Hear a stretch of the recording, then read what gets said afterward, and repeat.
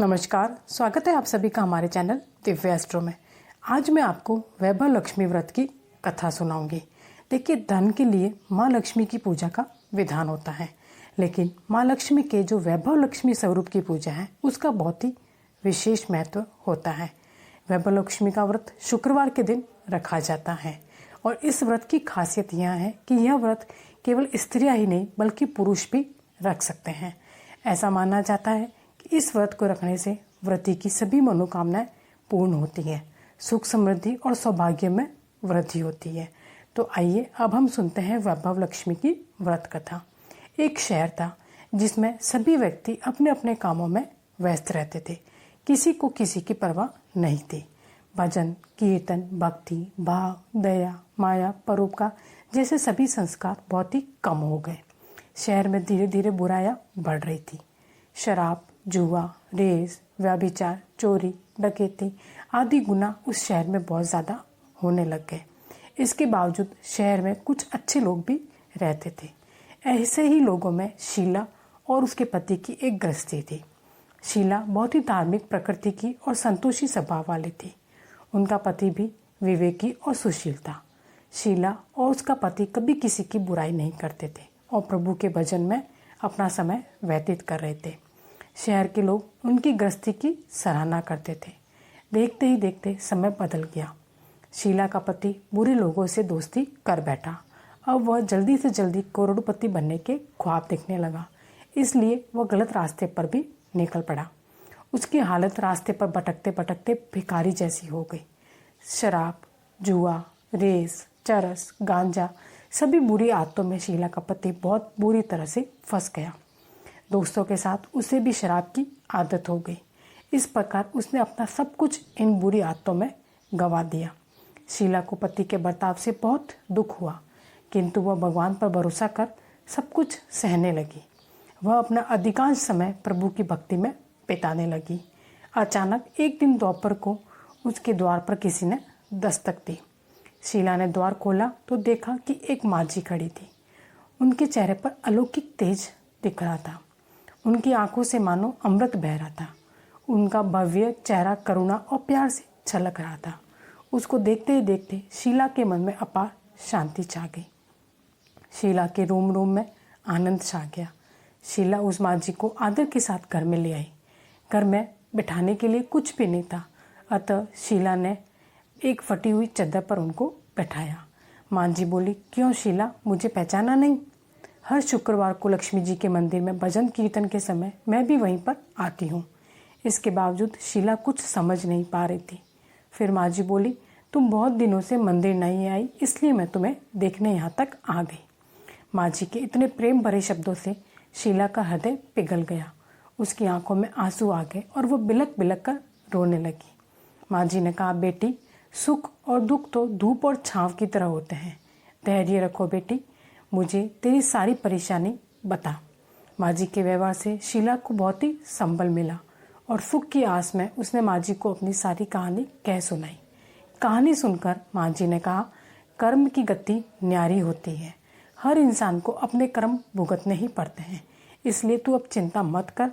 तू जो तेरे कर्म थे वो भुगत चुकी है। अब तुम्हारे सुख के दिन वापस आएंगे। तू तो माँ लक्ष्मी जी की भक्त है। माँ लक्ष्मी तो प्रेम और करुणा की अवतार है।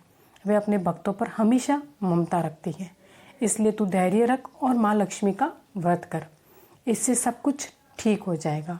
शीला के पूछने पर माझी ने उसे वैभव लक्ष्मी व्रत की पूरी कथा बताई और पूरी विधि समझाई। माझी ने कहा, बेटी, माँ लक्ष्मी जी का व्रत बहुत ही सरल है। उसे व्रत लक्ष्मी व्रत या वैभव लक्ष्मी व्रत कहते हैं। यह व्रत करने वाले की सभी मनोकामनाएं पूर्ण होती हैं। वह सुख, संपत्ति और यश को प्राप्त करता है। शीला यह सुनकर बहुत ही आनंदित हो गई। शीला ने संकल्प करके आंखें खोली तो सामने कोई भी नहीं था। वह बहुत ही चौंक गई कि माझी कहाँ गई। शीला को यह समझते बिल्कुल देर नहीं लगी कि माझी कोई और नहीं, साक्षात लक्ष्मी जी ही थी। दूसरे दिन शुक्रवार था। सवेरे स्नान करके स्वच्छ कपड़े पहनकर शीला ने माझी द्वारा बताई गई विधि से पूरे मन से व्रत किया और आखिर में प्रसाद वितरण हुआ। यह प्रसाद उसने पहले अपने पति को खिलाया। प्रसाद खाते ही पति के स्वभाव में फर्क पड़ गया। उस दिन उसने शीला को मारा नहीं और ना ही सताया। शीला को बहुत ही खुशी हुई। उसके मन में वैभव लक्ष्मी व्रत के लिए श्रद्धा बढ़ गई। शीला ने पूर्ण श्रद्धा भक्ति से 21 शुक्रवार तक वैभव लक्ष्मी व्रत किया। 21वें शुक्रवार को माँ जी के कहे अनुसार उसने उद्यापन करके 7 स्त्रियों को वैभव लक्ष्मी व्रत की 7 पुस्तकें उपहार में दी। फिर माता जी के धन लक्ष्मी स्वरूप की छवि को वंदन करके भाव से मन ही मन प्रार्थना करने लगी, हे माँ धन लक्ष्मी, मैंने आपका वैभव लक्ष्मी व्रत करने की मन्नत मांगी थी, वह व्रत आज पूर्ण हो गया है। हे माँ, मेरी सारी विपत्ति हर लो, हम सबका कल्याण करो। जिसके संतान ना हो उसे संतान देना। सौभाग्यवती स्त्री का सौभाग्य अखंड रखना। कुंवारी लड़की को मन भावन पति देना। जो आपका यह चमत्कारी वैभव लक्ष्मी व्रत करे उनकी सभी मनोकामनाएं पूर्ण करना और सारी विपत्तियां दूर करना। सभी को सुखी रखना। हे माँ, आपकी महिमा अपरंपार है।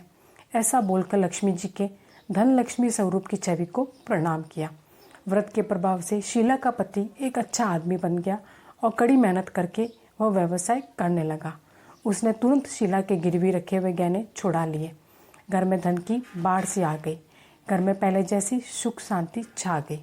वैभव लक्ष्मी व्रत का प्रभाव देखकर मोहल्ले की दूसरी स्त्रियां भी विधि पूर्वक वैभव लक्ष्मी व्रत करने लगी। वैभव लक्ष्मी व्रत 7, 11 या 21 जितने भी शुक्रवारों की मन्नत मांगी हो उतने शुक्रवार तक यह व्रत आप पूरी श्रद्धा और भावना के साथ करें।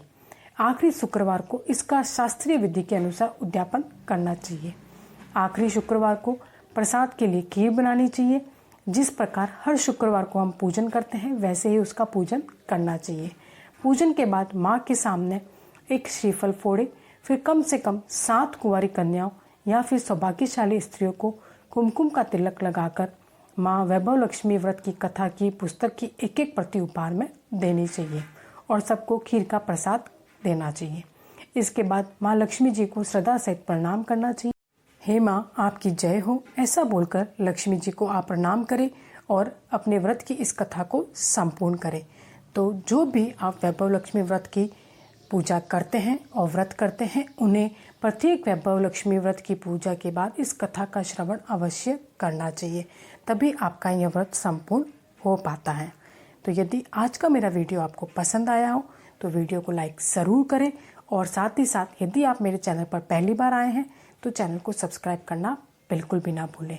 और यदि आप चाहते हैं कि मैं आपको वैभव लक्ष्मी व्रत की पूजा विधि समझाऊं और इस व्रत के नियम समझाऊं तो आप मुझे कमेंट बॉक्स में कमेंट करके ज़रूर बताइएगा ताकि मैं आपके लिए इस टॉपिक पर भी वीडियो बना सकूं। धन्यवाद।